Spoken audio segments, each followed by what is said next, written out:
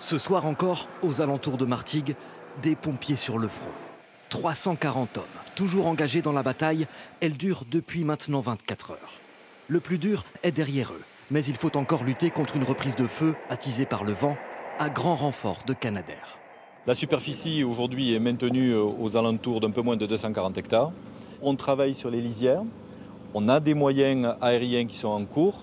Tant qu'on a des moyens aériens qui travaillent sur ces lisières et sur ces points chauds, nous maîtrisons le feu dans son enveloppe. C'est vers 19 h hier soir que le feu s'est déclaré à Martigues. Très vite, il progresse, ravageant la Pinède à une allure de 2 km/h. 120 habitations sont alors menacées, leurs occupants mis à l'abri. Je ne m'attendais pas à ce qu'on soit évacué.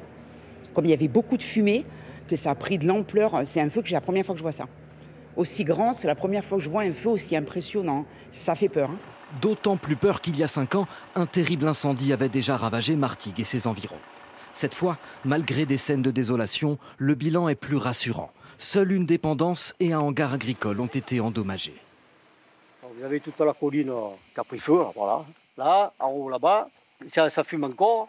Évacué hier soir, ce riverain a pu regagner sa maison. Les flammes se sont arrêtées à quelques mètres. Je suis revenu ce matin, ils m'ont dit c'est bon, on pouvait passer.